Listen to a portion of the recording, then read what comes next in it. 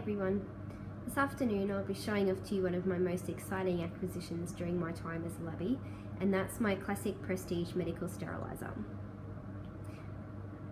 We had to buy a new steriliser after our old hot plate died, which used to power our all-American pressure cooker, and we found that this was actually a cheaper way to go rather than having to buy a new hot plate because we don't have the all-American with the inbuilt. I have found, however, that this is much more effective, much easier, much more simpler to use, and is much safer for everybody.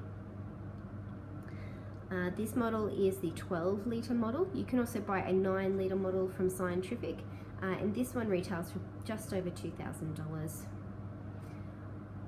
So let's have a look. So the model itself is only probably about 50 centimetres tall. It's not that tall at all, so it's quite easily sit out on a bench. Mine sits there all the time. I don't actually put it away because I need to use it fairly often, and it's quite unobtrusive. Now, the magic button, this one here, is the on switch, and this is the only button I ever have to touch when I'm using my steriliser. So you turn it on and then you press it again and the lights will illuminate. We have the barrel, which gets quite warm, hence the warning labels on it. And we have the lid, which has a pressure release valve, which is the red button you can see there. This is the pressure locking system. There are also buttons on the side that you can see here. That's where you press down to get the lid in. It also has a locking mechanism within that little area.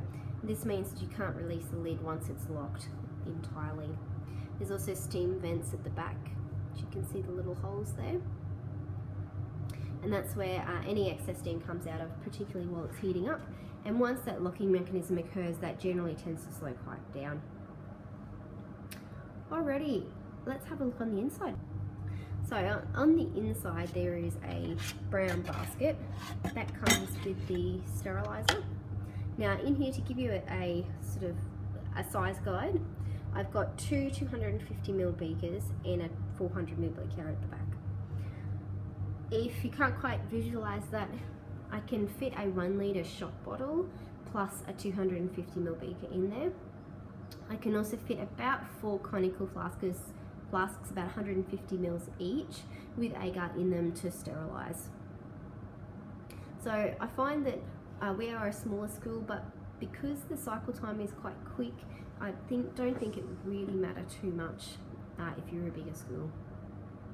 The cycle time is 28 minutes. It spends 21 minutes at 121 degrees, and the correct PSI to ensure that microbes are sterilised and that your equipment comes out nice and clean. Now, I do find that you do need a little bit of extra time either side of the 28 minutes. The 28 minutes is pretty much the time that the vessel is locked. After that time, you need time for cooling and depressurization, in which time that little red button depresses, and then you'll hear it click and you'll be able to release. This also means that it's back down to room pressure, and also the temperature isn't as hot as it was when it was on. You also need a little bit of time for heating, but I do believe that if you add the water, which is in the bottom of the barrel, hot, that can actually reduce the time that is required. So in the bottom of the barrel you put 750 mils of distilled water, and I find I can do quite a few cycles on this before that needs changing. I find the fact that the cycles are so quick, I can set this up in the morning and have 2 or 3 cycles done by afternoon tea, and I can also leave this on while I'm away, which I know that that's not possible oftentimes with some of the pressure cooker style autoclaves. So I can set this up in the afternoon and I can go home and it'll run, and I'll come back in the morning and it's ready to go. I also find that I can put something on in the morning, and the barrel does stay quite warm if you don't release the lid. So if you need something in periods 3 or 4, I can pop it on in period 1, and then it's actually still warm and the agar inside is still molten, ready for the students to pour, ready for period 3 or 4. think I've covered everything, but I'm happy to answer questions. I know this can be quite topical on labbies, so I'm happy to respond to any questions as best I can in the comments below.